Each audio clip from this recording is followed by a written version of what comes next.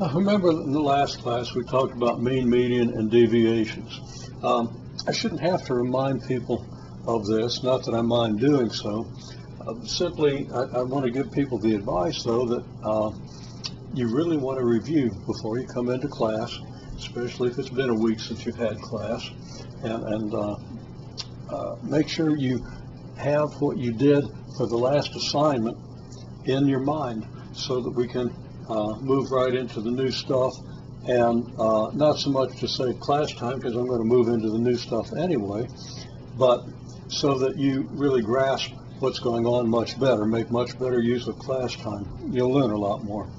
So make sure you review, at least 5 minutes of review, just to refresh your memory before you come into class. It makes a world of difference. Okay, so we have two distributions, 7, 8, 9, 10, 11, 14, and in the distribution 7, 8, 9, 12, 13, 14. Now on the document on your web page, the numbers are actually, this 8 would be replaced by 12. The 8 isn't there, there's a 12. And that makes the two means come out exactly the same.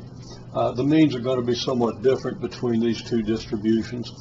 As I wrote it down here, I accidentally wrote it down wrong in class, but I'm going to continue with that anyway.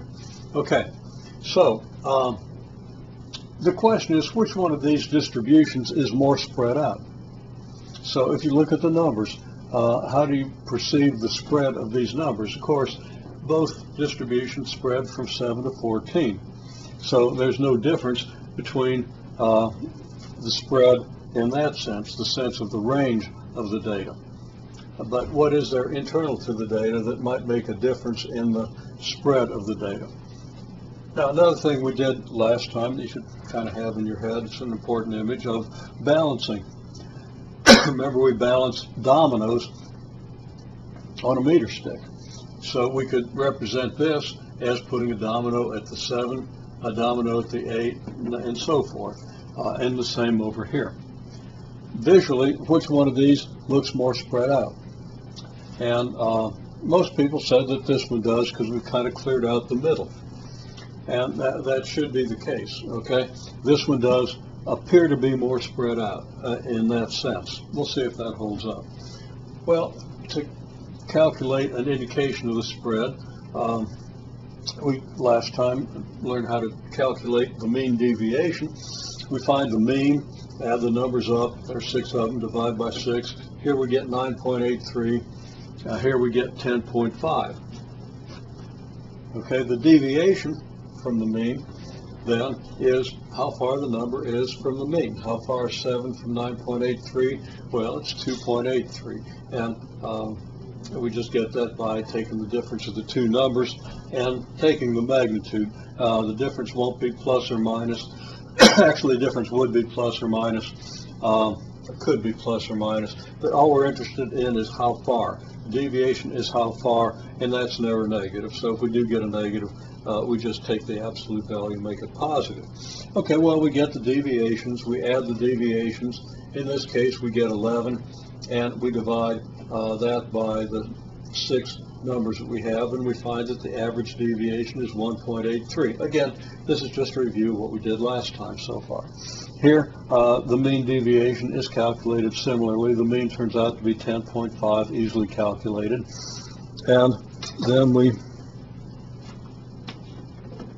find the deviations, add them up, take total 15, we divide that by 6, and we get 2.5. Okay, well,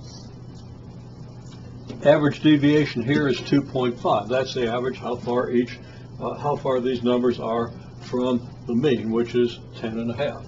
Okay, here, how far these numbers are on the average from the mean. The mean being almost 10, 9.83. That would be like about here.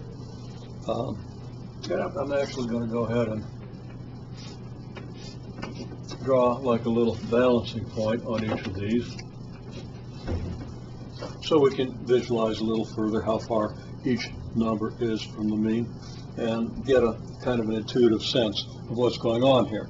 Now, the next thing we want to do is calculate standard deviation.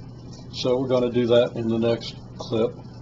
This clip just serves to review what we already have done.